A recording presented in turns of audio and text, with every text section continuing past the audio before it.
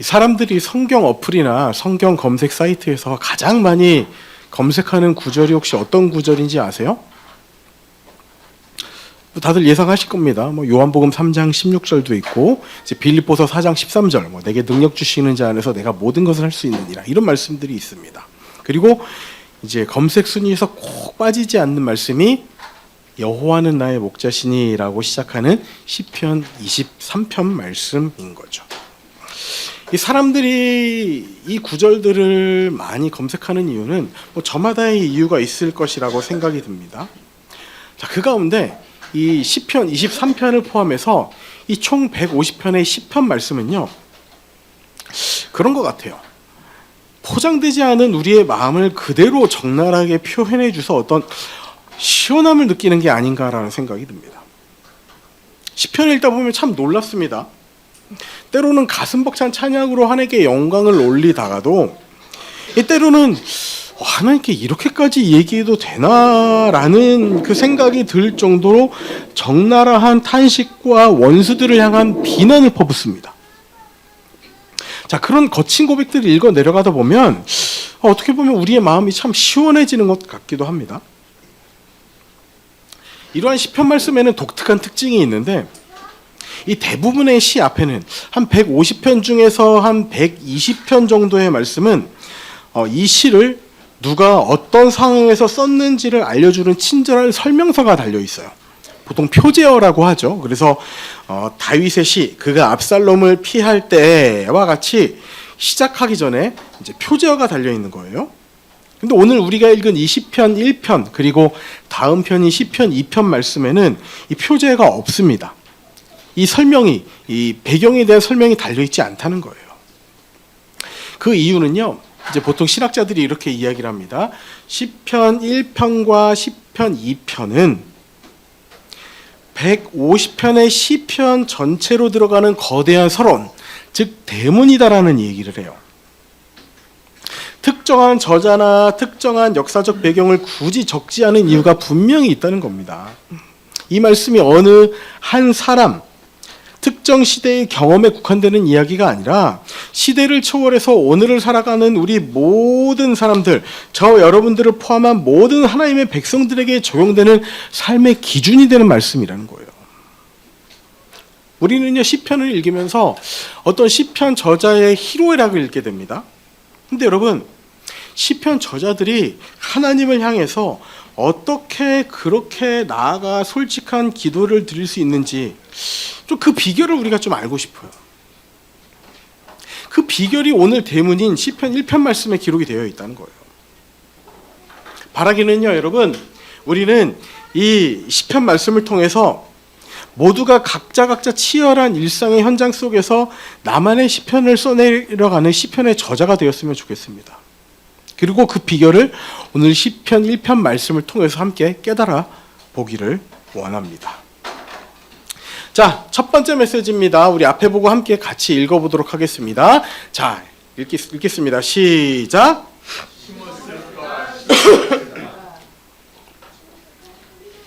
자, 첫 번째 본론은 심었을까 심겨졌을까입니다.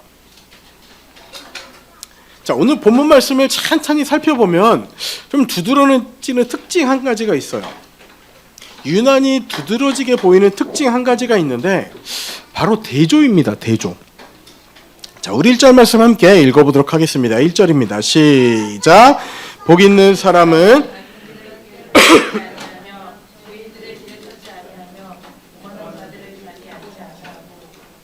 자, 복 있는 사람이 등장을 합니다. 그리고 이어서 대조되는 악인, 죄인, 오만한 자가 등장을 합니다.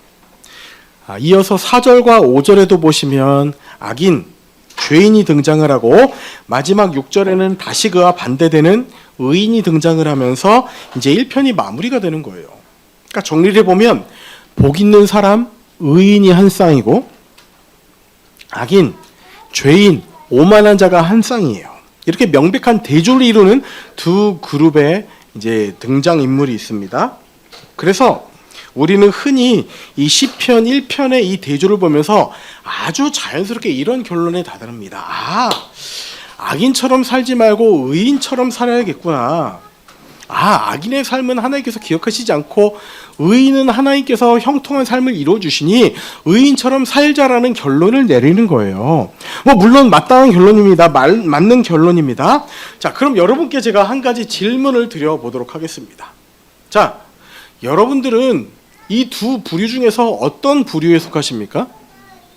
즉, 의인입니까? 악인입니까?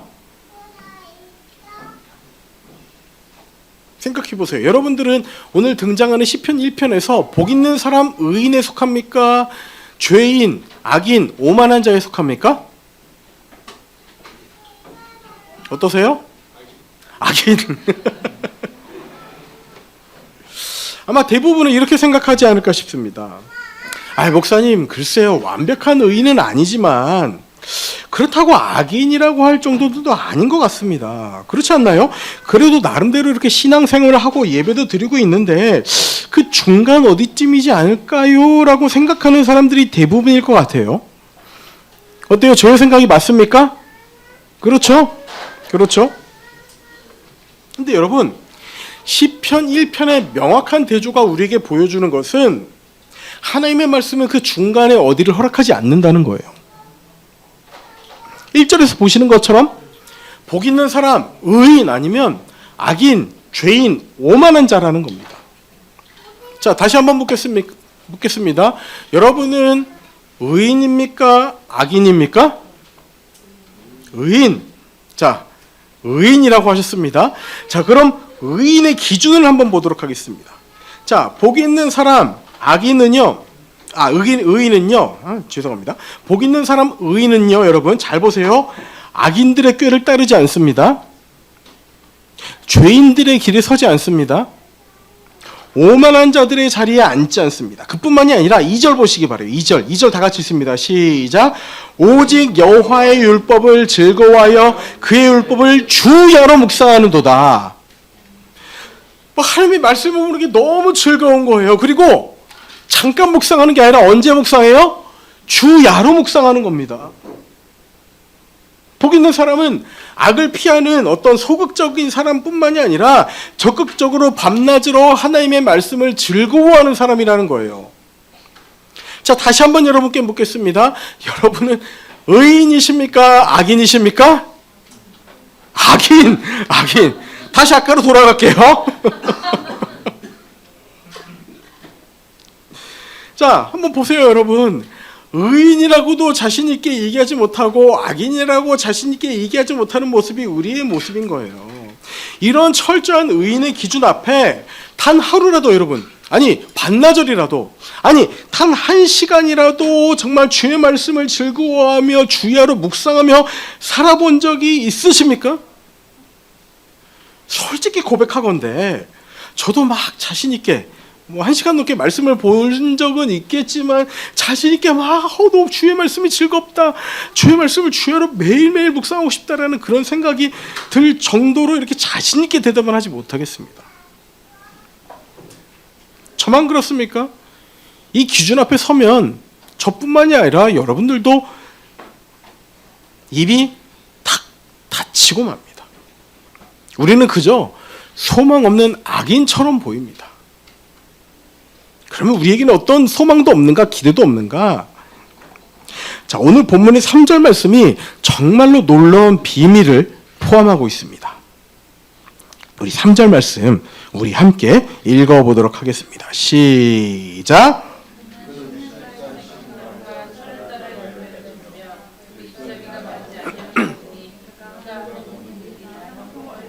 자, 그는 시냇가에 심은 나무가 철을 따라 열매를 맺으며 그 잎사귀가 마르지 아니함 같으니 그가 하는 일이 모든 일이 다 형통하게 된다는 거예요.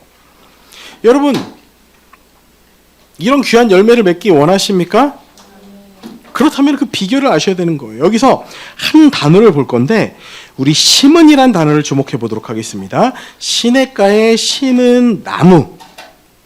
여기서 이 단어는요, 히브리어 원어로 볼 때 이 심은이라고 번역하기에는 조금 의미가 숨겨져 있어요. 자, 첫 번째입니다. 첫 번째입니다. 첫 번째는 그냥 심은 게 아니라 다른 데에 심겨져 있던 것을 뽑아서 와서 심은 거예요. 그러니까 옮겨 심겼다는 의미입니다. 옮겨 심은 거예요. 그냥 심은 게 아니라 다른 곳에 심겨져 있던 것을 뽑아서 와서 옮겨 심은 겁니다. 옮겨 심은 거예요. 자, 두 번째. 이 나무가 스스로 움직인 것이 아니라 누군가에 의해 심겨졌다는 수동태예요. 그러니까 옮겨졌고 심겨졌습니다. 그러니까 시냇가에 심은 나무는 시냇가에 옮겨져 심겨진 나무라는 의미가 있는 거예요.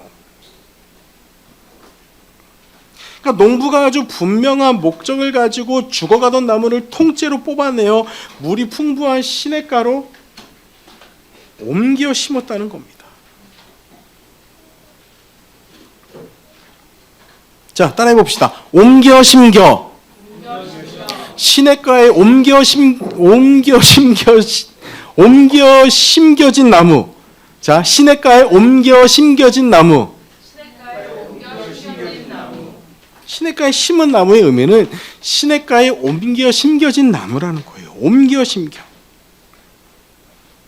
여러분, 이것이 얼마나 놀라운 반전인지 아십니까? 복 있는 사람은 좋은 자리를 찾아 스스로 거기에 뿌리를 내리고 스스로 잘 자라는 사람이 아니라 옮겨 심겨진 사람이라는 거예요. 자, 그렇다면 이 나무가 시절을 따라 열매를 맺는 이유가 무엇입니까? 나무가 특별히 부지런해서입니까? 아니라는 겁니다. 물가에 심겨졌기 때문이라는 거예요. 마르지 않는 물가에 옮겨 심겨진 결과가 풍성한 이파리와 정말 풍성한 열매를 맺게 했다는 겁니다. 즉, 열매는 나무의 성취가 아니라 옮겨 심겨진 결과입니다. 즉, 복은요, 형통은요, 내가 만들어내는 것이 아니라 잘 옮겨 심겨져 있기 때문에 받은 것입니다. 이것이 이 시가 우리에게 전하려는 복음의 핵심인 거예요. 자, 이 은혜를 우리가 더 명확하게 깨닫기 위해서는 이 옮겨 심겨졌다는 의미를 우리가 더 정확하게 이해해야 됩니다. 옮겨 심겨졌다는 것이 그냥 여기 있다가 그래, 더 좋은 곳이 있네. 여기 그 시냇가가 있네. 여기로 옮겨 심겨지면 더 열매를 많이 맺겠다 해서 그냥 여기 있다가 더 좋은 곳, 시냇가 근처로 이사를 갔다는 것이 아닌 거예요. 비유하자면 이런 겁니다. 아주 높은 고층 건물이 있습니다. 아래층에서 큰 화재가 났어요. 근데 탈출을 하려고 하는데 이제 아래층에서부터 불이 나다 보니까 1층으로 나갈 수 있는 길이 없습니다. 계속해서 위로 볼길이 치솟으니까 어떻게 하는 방법밖에 없어요? 한 층 한 층 계속 올라가는 방법밖에 없어요. 불길을 피하다 보니까 결국 옥상 끝자락까지 내몰렸습니다. 어떤 상황이냐? 옥상에서 뛰어내려도 죽고 가만히 있어도 불에 타 죽는 거예요. 즉, 내가 지금 스스로 살 수 있는 방법이 있습니까? 없습니까? 없어요. 없습니다. 그런데 불길이 나를 집어삼키기 직전에 저 멀리서 날아온 구조의 헬기가 로프를 하나 내렸습니다. 그 로프를 잡고 구조가 된 거예요, 여러분. 자, 이것이 옮겨 심겨졌다는 진정한 의미인 거예요. 여기도 살만한데 좀 더 좋은 곳으로 이사를 가볼까 해서 시냇가로 옮겨 심겨진 것이 아니라 아주 사막 같은 곳에 뿌리를 내릴 수 없는 곳에 있던 그 나무가 죽기 일보 직전, 그냥 잠깐만 손만 건드려도 죽기 일보 직전의 상황에서 어떤 농부가 그 나무를 뽑아서 옮겨 심겨 시냇가에 심은 것이 이 심은이라는 단어의 의미라는 거예요. 여러분, 우리는 본질상 진노의 자녀로서 불타버릴 심판의 자리에 서 있던 자들입니다. 인정하십니까? 인정하십니까? 우리 스스로의 힘으로는 결코 시냇가로 단 한 걸음도 내디딜 수 없는 무능력자였다는 거예요. 그러나 농부이신 하나님께서 우리를 긍휼히 여기시고 예수 그리스도의 보혈이라는 엄청난 대가를 치르시고 죽어가던 우리를 뽑아내시어 은혜의 시냇가라는 새로운 생명의 자리로 옮겨 심겨주신 겁니다. 이것이 바로 복음인 거예요. 여러분 기억하시기 바랍니다. 우리는 스스로 자라난 자들이 아니라 은혜로 옮겨 심겨진 자들입니다. 자, 옆 사람 보고서 한번 얘기합시다. 옮겨 심겨. 옮겨 심겨. 옮겨 심겨. 옮겨 심겨. 옮겨 심겨진 자라는 거예요. 여러분, 이 놀라운 구원의 복음의 메시지를 기억하시기 바랍니다. 우리는 내 힘으로 스스로 자라난 자들이 아니라 십자가의 은혜로 새롭게 옮겨 심겨진 자들입니다. 예수 그리스도의 십자가가 아니었으면 그 십자가에 누가 달려야 됐습니까? 내가 매달려 있었어야 되는 거예요. 내가 매달려 죽기 일보 직전에 예수 그리스도는 십자가를 통하여 대신 매달리시고 우리를 생명의 은혜의 강가로 다시 옮겨 숨겨주신 것입니다. 이걸 기억하시기 바랍니다. 자, 두 번째 메시지입니다. 다 같이 읽어볼게요. 시작. 옮겨 심겨지기만 하면 끝인가? 자, 앞서 우리는 생명의 시냇가로 옮겨 심겨진 것 자체가 전적인 은혜라고 나눴습니다. 근데 여기서 우리는 한 가지 의문이 생깁니다. 우리가 교회에서 자주 겪게 되는 그런 상황이에요. 우리는 예수님을 믿고 은혜로 구원을 받았다고 하는데, 거저 은혜를 받았다고 하는데 왜 교회에 오면 이것도 해야 되고 저것도 해야 되고 이렇게 요구하는 게 많은 것처럼 느껴질까요? 끊임없이 뭐라도 하지 않으면 안 될 것 같은 이 느낌은 무엇일까요? 가만히 있으면 뭔가 이렇게 사람들이 눈치가 보이는 그런 것들은 무엇일까요?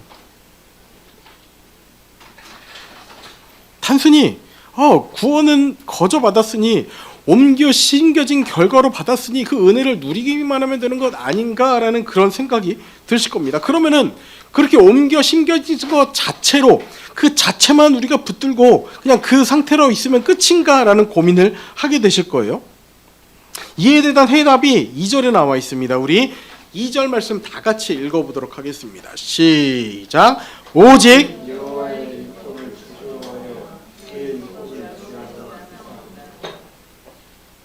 자, 오직 여호와의 율법을 즐거워하여 그의 율법을 주야로 묵상하는도다. 자, 여러분 이 2절 말씀 보면서 이 나무의 느낌을 한번 우리 생각해 보시기 바랍니다. 자, 시냇가에 심겨진 그 나무가 지금 열매를 맺기 위해서 스스로 물을 엄청 끌어올리고 쥐어짜며 고통스러워하는 그런 느낌이 이 2절 말씀에 있습니까? 어떠세요? 막 어떻게든 열매를 맺어야 돼 막 하면서 막 스스로 쥐어짜면서 뿌리 왜 이렇게 안 올라오면서 막 고통스러워하는 그런 모습이 있습니까? 없습니다. 없어요. 전혀 그렇지 않습니다. 자, 복음을 깨닫고 시냇가에 옮겨 심겨졌다고 내가 이제 그런 자라고 깨달은 자들은 억지로 헌신하는 것이 아니라 이미 시냇가에 심겨진 생명의 풍성함을 맛보았기 때문에 더 이상 썩은 물을 먹고 싶지 않은 식욕의 변화를 경험한 거예요. 좋아서 즐거워서 말씀을 묵상하고 그 힘으로 하나님 사랑, 이웃 사랑을 실천하며 나아가는 것이 우리가 이제 헌신이라고 하는 것입니다. 그래서 즐거이 헌신하니 새벽 이슬 같은 주의 청년들이 나오는 겁니다. 즙을 짜내서 헌신하는 것이 아니라 즐거이 헌신이 필요하다는 거예요.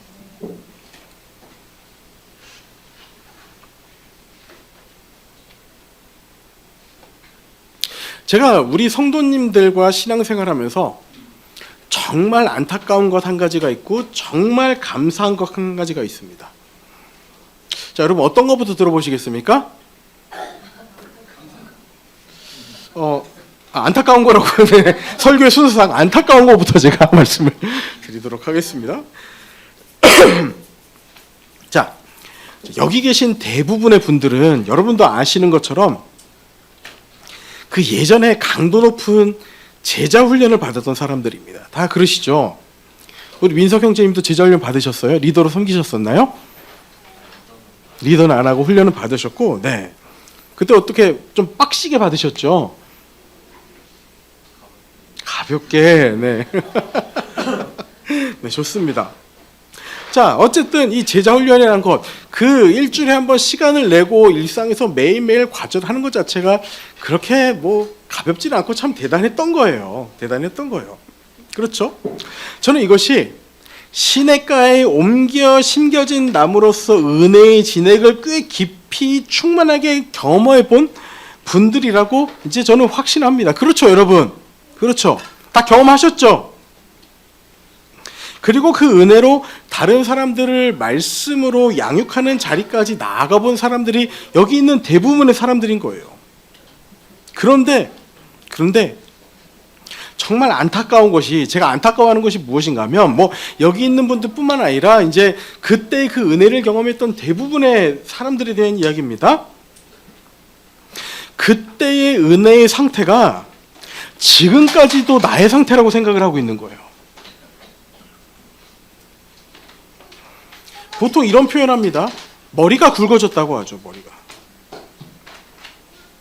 신앙생활도 마찬가지입니다. 머리만 굵어진 신앙생활을 하는 사람이 있는 거예요. 그러다 보니 어느 순간 제자훈련할 때처럼 은혜를 갈망하는 게 아니라 판단자가 돼 있는 겁니다.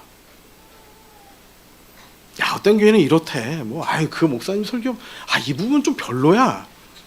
그래, 그 부분 예배 순서가 좀 왜 그래요? 그래도 교회가 이래야 되지 않아라는 그런 교회에 대한 판단자가 되어 있다는 거예요. 왜요? 나는 제자훈련 받아서 교회에 깊숙한 데까지 관여를 해본 사람이야라는 과거의 훈장이 내 안에 자리 잡고 있다는 겁니다. 여러분, 우리는 그래서 바울의 고백을 살펴봐야 합니다. 바울은 신앙의 연륜이 깊어질수록 어떻게 고백을 했는가? 로마서에서는 이렇게 얘기합니다. 오호라, 나는 공고한 사람이로다. 이 사망의 몸에서 누가 나를 건져내랴라는 고백을 해요. 그러니까 자신의 힘으로는 죄의 본성을 거스를 수 없는 것에 대한 고백을 해가고 있는 겁니다. 그리고 다른 서신서에서는 사도 중에서 가장 작은 자라는 고백을 합니다. 또 이어서 에베소서에서는 모든 성도 중에 지극히 작은 자보다 더 작은 나라는 고백을 합니다. 자, 노년에 쓴 디모데전서. 노년에 쓴 디모데전서에서 무슨 고백을 하는가? 내가 죄인 중에 괴수라는 고백을 하고 있는 거예요. 바울은 표대를 향하여, 예수 그리스도를 향하여 내가 오늘도 달려간다고 고백을 합니다.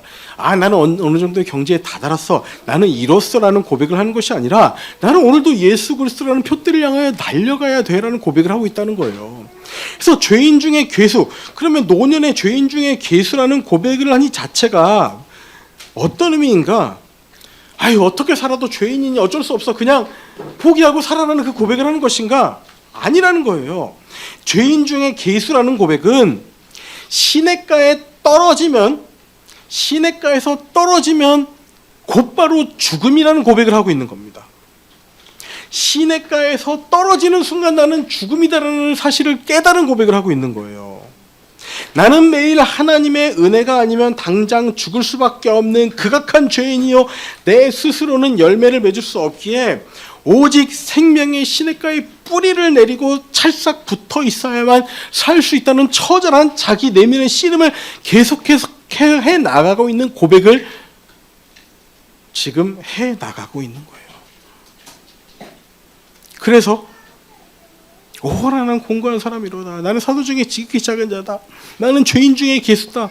우리가 지난번에 봤던 고린도서에는 뭐라고 얘기합니까? 나는 날마다 죽노라 고백을 하고 있는 겁니다. 여러분, 우리 자신의 모습을 솔직히 바라보시기 바랍니다. 판단자가 되어 있는 예전에 과거의 영광에 머물러서 그것이 훈장이 되어 아직도 그 모습이 내 모습이라고 생각하는 교만을 내려놓으시기 바랍니다. 여러분, 신앙에는 왕년이 없습니다. 여러분, 내가 왕년에 교회에서 이것까지 해봤어. 그럼 그때 은혜로 한 것입니다. 지금은 지금의 은혜를 구하셔야 합니다.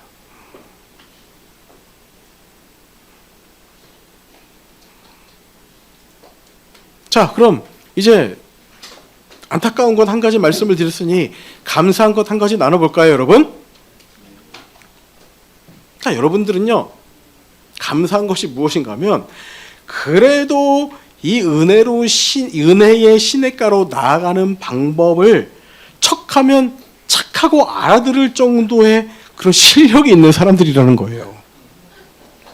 자, 제가 계속해서 말씀드리는 것이 이 매일 성경을 통해 오늘 나에게 말씀하시는 하나님을 만나라고 말씀을 드리고 있습니다.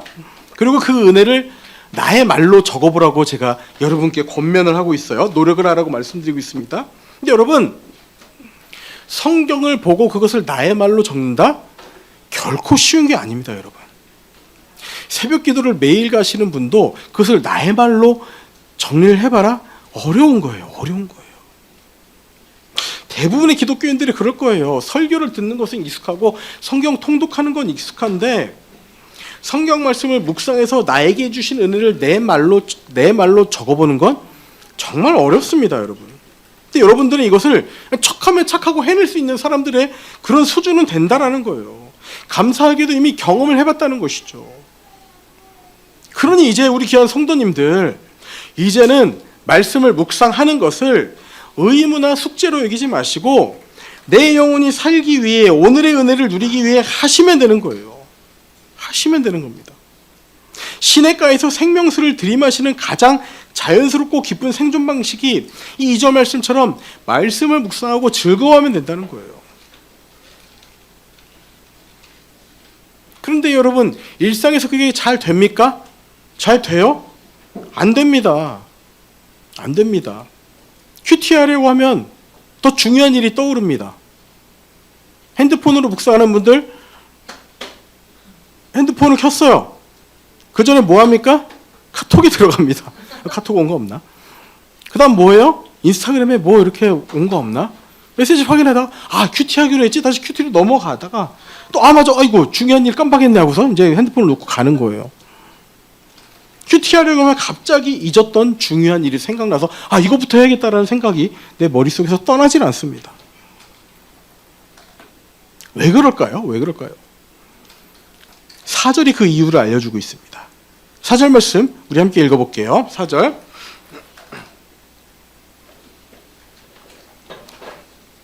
시작.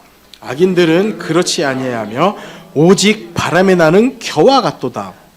자, 우리는 악인이라고 하면 흔히 흉악한 범죄자를 떠올리지만 성경이 말하는 악인의 정의는 하나님 없이 스스로 살아가려는 사람이에요.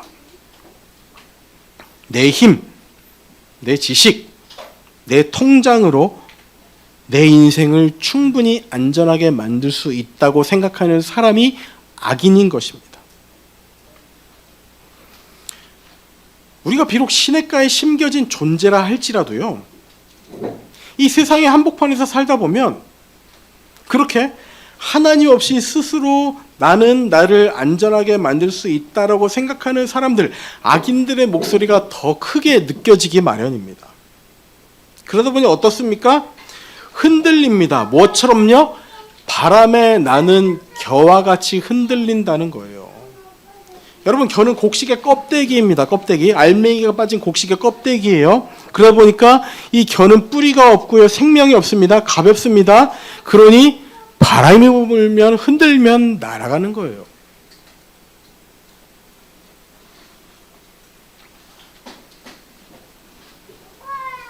우리 성도님들, 두 번째 단락을 시작하면서 던졌던 질문이 무엇입니까?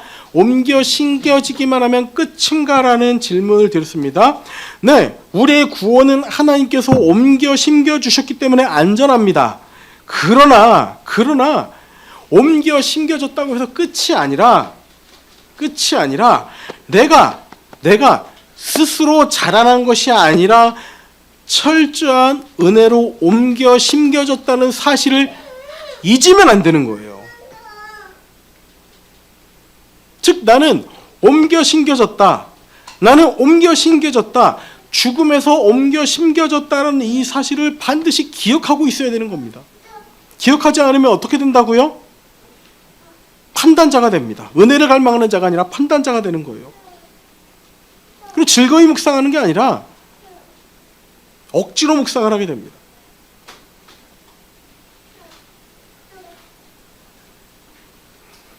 이것을 잊으면 우리는 왕년만 찾게 되는 거예요. 아, 왕년에 내가 이랬었는데.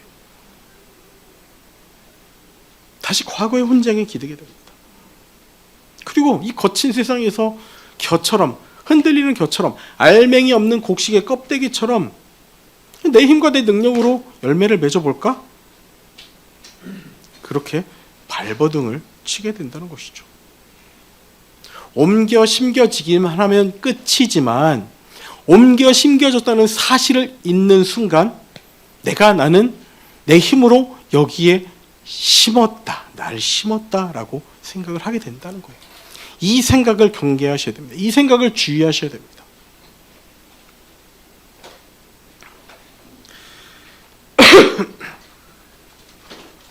이제 말씀을 마무리하도록 하겠습니다. 자, 우리가 내 힘으로 스스로 시냇가로 옮겨가 내가 나를 심은 것이 아니라 하나님의 전적인 은혜로 생명의 시냇가에 옮겨 심겨진 존재란 것을 우리가 나누었습니다. 그렇다면 자, 일상에서 나만의 시편을 써내려가려면 어떻게 해야 되는가에 대해서 한번 고민해 보도록 하겠습니다. 여러분, 우리는요 그렇게 하지 않아도 되는 수많은 이유 속에서 살아갑니다. 다시요. 우리는요 그렇게 하지 않아도 되는 수많은 이유 속에서 살아가요. 무슨 말인지 최근의 경험을 나눠보도록 하겠습니다. 지난 수요일이었어요. 이제 7월 1일이었죠. 7월 1일에 이 양주 우리 수련회 가서 수요 기도회를 이제 하기로 예정이 되어 있던 날이었습니다. 자, 이날에 무슨 일이 생겨도 다음 주로 미루지 않고 꼭 가야겠다고 다짐했던 이유가 있었습니다. 그러니까 7월 1일이 있기 그 주일, 그 전 주일입니다. 그러니까 3일 전, 그러니까 6월 28일이었죠. 6월 28일 전에는 어떤 일이 있었는가 하니 우리 너무 귀한 우리 두 분이 7월 1일부터는 무슨 일이 있어도 매일매일 큐티를 빼먹지 않겠다는 결단을 했습니다. 그리고 이 일정 자체가 원래보다 한 주 미뤄진 일정이었기 때문에 어쨌든 7월 1일의 첫날은 그 결단의 은혜를 제가 더 돕고 싶어서 꼭 가야겠다는 그런 이제 저의 결단이 있었던 거예요. 근데 아니나 다를까 월요일에 서아가 입원했다는 연락이 왔습니다. 이제 그러다 보니 서아와 이제 자연자매가 병원에서 며칠을 보내야 하는 상황이 됐던 거죠. 그리고 지금도 아직 병원에 있습니다. 자, 인간적인 마음으로는 다음 주에 갈까라는 그런 생각이 들었습니다. 그래도 이제 그 가족이 다 같이 있을 때 함께 말씀 나누고 은혜 나누는 게 더 좋지 않나라는 그런 생각이 들었어요. 안 가도 되는 합당한 이유, 그렇게 하지 않아도 되는 이유 한 가지가 생겼습니다. 그리고 여기에 더하기 제가 지난 한 주간 컨디션이 그렇게 좋지 않았어요. 지금도 뭐 목이 온전하진 않지만 이제 목이 심하게 붓고 기침이 났었는데 이 화요일 밤부터 수요일이 피크였습니다. 그래서 제가 어느 정도로 컨디션이 안 좋았냐면 수요일 날 점심을 남겼어요. 밥이 안 들어가는 거예요. 목이 아파가지고. 어느 정도인지 아시겠죠?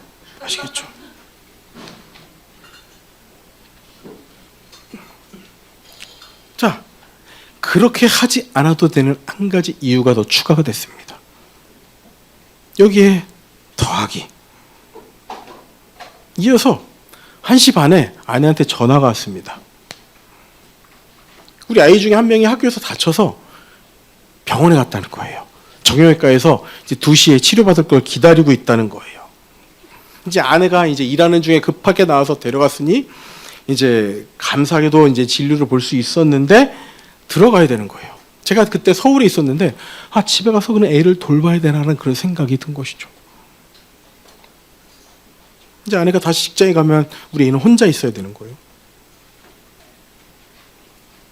여기에 더하기 5시쯤에 양주로 출발을 했는데 이번에는 제가 지나다니는 서울의 길목마다 폭우가 쏟아지면서 국지성 호우경보 재난 문자가 계속 오는 겁니다. 여러분 아마 수요일날 저녁에 그거 경험하신 분들 계실 거예요. 서울에 계셨으면 도착 시간이 막 쭉쭉 늘어나는 겁니다. 막. 자, 한번 보십시오. 서화의 입원, 저의 몸 상태, 저희 아이의 부상, 폭우. 오늘이 아니라 다음을 기약해도 되는, 즉 그렇게 하지 않아도 되는 수많은 이유들이 밀려왔습니다. 그러나 저는 7월부터 말씀을 묵상하겠다고 한 그 가정의 결단이 얼마나 치열하고 무거운 것인지를 너무나도 잘 압니다. 그래서 혹여나 이 결단이 흔들리지 않게 하기 위해서 어떻게든 가야만 했던 거예요. 그렇게 하지 않아도 되는 수많은 이유 속에서 그렇게 해야 되는 단 한 가지 이유를 찾는 것, 그것이 우리의 신앙생활입니다. 우리 귀한 가정을 위해 그렇게 해야만 했던 단 한 가지 이유, 생명의 시냇가에서 생명을 공급받으려는 결단을 제가 붙들어주고 싶었어요.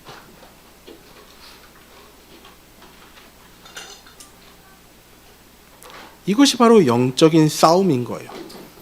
여러분 요즘 마귀가 교활해서 막 이렇게 나타나지 않습니다. 우리에게 그렇게 하지 않아도 되는 수많은 이유를 우리 속에 심겨주는 거예요. 우리 민석 형제님 참 그래도 이렇게 작은 교회에 방문한다는 것 자체가 큰 부담이었을 거예요. 아마 그렇게 하지 않아도 되는 이유 몇 가지는 있었을 것 같다는 생각이 듭니다. 막 그랬을 거예요. 갑자기 일어나기 싫고 막 몸이 안 좋고 막 그런 생각들이, 온갖 생각들이 막 들었을 거예요.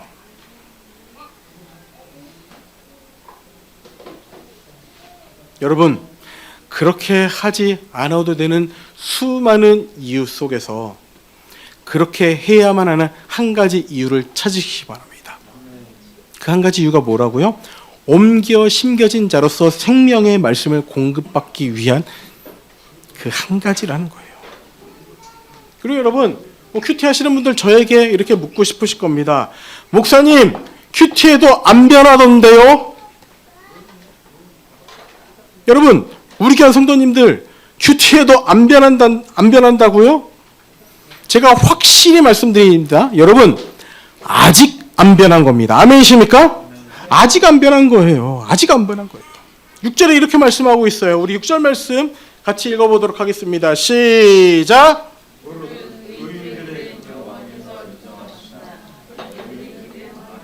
의인들에게는 여호와께서 인정하십니다. 이 인정하신다는 단어가 야다, 알다라는 단어인데, 이 아는 것은 제가 어떤 연예인의 신상 프로필을 아는 그런 알미 아니라 부모가 자식을 깊이 알고 사랑하듯 우리의 모든 걸음을 세심하게 돌보시고 책임지신다는 그런 알미인 거예요. 제가 예수리를 알듯 하스리를 알듯 그 알미, 하나님이 우리를 인정하신다는 말인 겁니다. 저는 확실합니다. 아침마다 새롭게 은혜를 주시는 하나님의 말씀을 우리가 경험하면, 아침마다 새로운 은혜를 주시는 하나님을 우리가 말씀을 통해 만나면 3절의 은혜가 여러분들에게 풍성히 임할 것입니다. 아멘이십니까? 그 3절 말씀 뭐라고 기록하고 있어요? 다 같이 읽습니다. 시작! 그는 시냇가에 심은 나무가 철을 따라 열매를 맺으며 그 잎사귀가 마르지 아니한 같으니 그가 하는 모든 일이 다 형통하리로다. 아멘이십니까? 철을 따라 맺는 은혜, 마르지 않는 잎사귀, 형통함, 이 모든 것이 아침마다 새롭게 말씀을 통해 하나님을 만나는 자들에게 삶의 열매로 맺힐 것입니다. 시냇가에 옮겨 심겨진 나무는 농부이신 하나님이 끝까지 책임을 지십니다. 아멘이십니까? 하나님이 알고 계십니다. 단순히 지식적인 걸 알고 계신다는 것이 아니라 우리의 모든 상황과 형편을 아시고 가장 적절한 때에 최선의 열매를 맺도록 우리를 가장 최선의 길로 이끌어 주실 것입니다. 여러분, 그렇게 하지 않아도 될 수많은 이유들 속에서 그렇게 해야만 하는 한 가지 이유를 찾으시기 바랍니다. 옮겨 심겨진 존재로서 하나님의 말씀만이 우리에게 생명을 공급받기 위한 유일한 길임을 깨닫고 그 생명줄을 놓지 않는 우리가 되기 원합니다. 세상의 핑계가 은혜의 갈망을 놓지 않게 되는 그런 우리 모두가 되길 소망합니다. 그래서 이번 한 주도 여러분 말씀을 묵상하는 가운데 나만의 시편을 여러분의 한 줄로 정리해 나가기를 소망합니다. 그리하여 3절 말씀과도 같이 철을 따라 맺는 열매, 마르지 않는 잎사귀, 모든 형통 여러분들에게 임하기를 진심으로 소망합니다.